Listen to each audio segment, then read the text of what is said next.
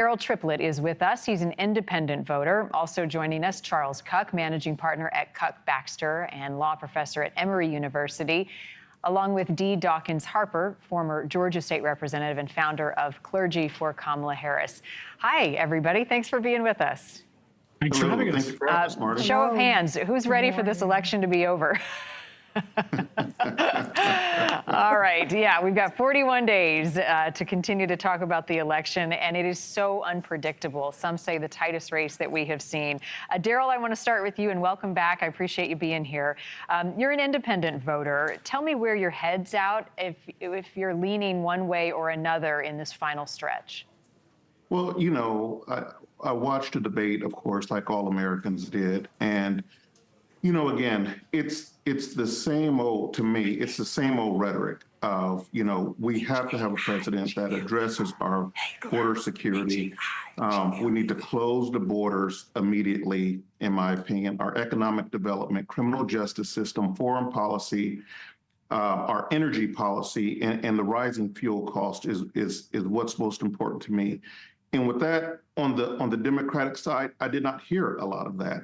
I heard a lot of my mama used to be, and she saved up for a house for this, and a lot of jabs throwing that way. But I didn't hear any actual solid plan and enough of the smoke and mirrors. We've had that too long. We need a president that's going to go, that get elected and actually be for the people and address these things. Border security is out of control. Our crime in the United States is out of control.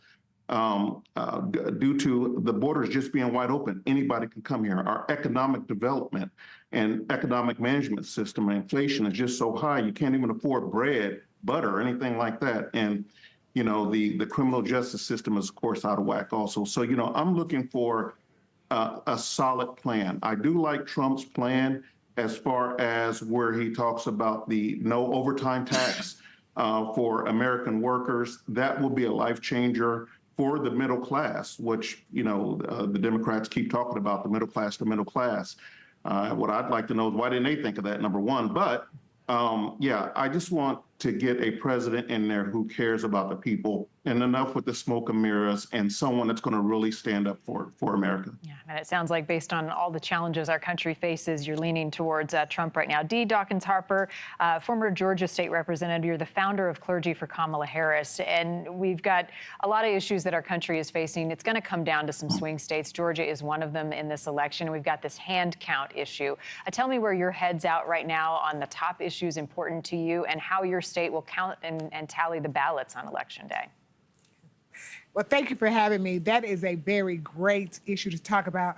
First of all, there are so many things that are going on in Georgia. We have so many people who cannot have access to affordable housing. And so that is a real issue for Georgia citizens. And VP Kamala Harris has already said that she will put into place a policy that will give homeowners tax breaks and money up front to help them have affordable housing. Economy issues, like you already heard, are important. But today, she has already decided to outline what her economic policies will be to the state of Georgia. She mentioned earlier how she will make sure that there is not any price gouging, because we are experiencing that after the global pandemic. Prices were inflated and many people were struggling to pay bills, but she's going to make sure that people are on the up and up now that we have supply to meet the demand, as well as making sure that people have access to the ballot box without fearing voter suppression. What we're witnessing in Georgia right now is really quite ridiculous. We should be opening up the avenues for people to be able to vote in massive numbers, but instead we're coming up with tricks at the very last minute. I used to be a Georgia state legislator, and I served for almost 9 years. And one of the things that I focused on was making sure that people had access to the ballot box. The laws that the Republicans are passing now, because they are in fear of Kamala Harris winning Georgia, is quite ridiculous, and it's taken us way back. And we need to make sure that people have access to that most sacred right, which is voting. Yeah, and Ms. Hagler, I apologize for mispronouncing your name a moment ago. Thank you for your thoughts. Charles, let me turn to you. I want to talk about the border. Trump says that he wants to deport every undocumented immigrant. Does that sway your vote in any direction? Why do you believe he's tougher on the border? Well, he's not tougher on the border. That's kind of the dirty little secret. The border is not open. People don't just walk across it. And the reality is the border is more under control today than it was in 2019 when Trump had his terrible family separation policies in place. The reality is our immigration laws themselves are broken. And because they're broken, there is no way for many people to enter the country legally. But Congress did lend a way for people to apply and enter the country, and that's through asylum. So if we want to stop people from coming to our borders and applying for asylum, we have to change the law. Presidents can't change the law. And even President Trump, as much as he might try, cannot change the law. This goes hand in hand with some of the crazy stuff we've seen coming out of his vice presidential candidate about dogs and cats. Literally none of that is true. And also the new numbers came out on crime just today and showed that crime is at a 50-year low, including violent crime.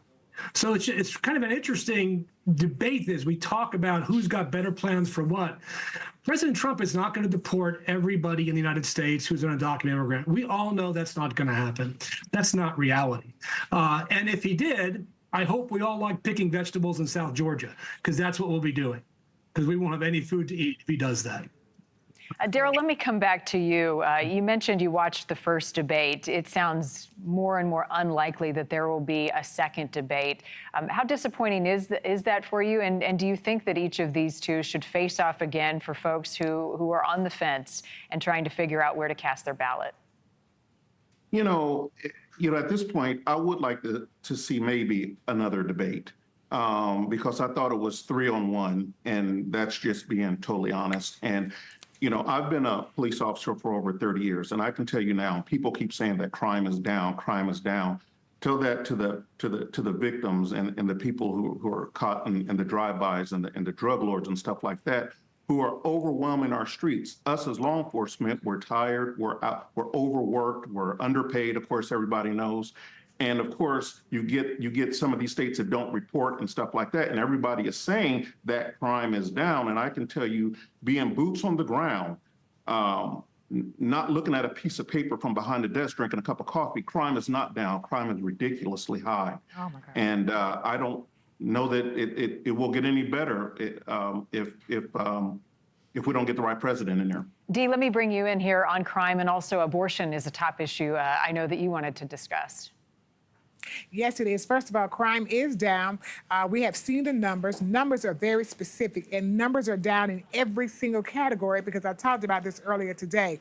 I have figured out that in life, you know what? When you have math, there are figures. Figures don't lie, but liars make up figures. Now, in response to abortion, I think that women should have total autonomy over their body.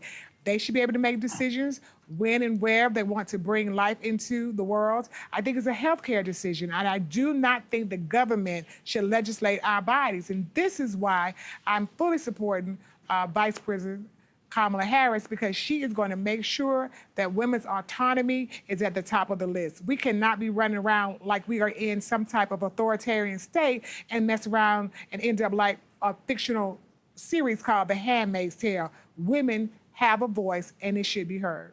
Charles, what are the other issues on your priority list? We talked to you about immigration, but what else is top of mind for you right now?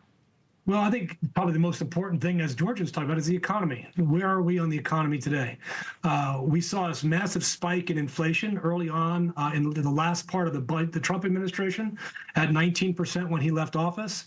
It peaked under Biden, and then has gone down to 2.9%. Inflation really is tied to spending, whether it's personal spending, the government giving money to people, or government spending. It's also tied to supply and demand. Everybody doesn't know. Hopefully, people remember you couldn't buy things because the ships weren't coming to America during COVID. That limits supply, which then increases costs. Those issues are now resolved. So we're seeing now a much stronger economy than we've seen in a very, very long time. And I think what's interesting about this is that we have currently the economy of the world. We have the best economy in the world. Everybody envies us. Well, why do they envy us? Well, because we have job growth. We have record low unemployment. We've got inflation below 3%, which is pretty close to normal. We've experienced most of our lifetimes.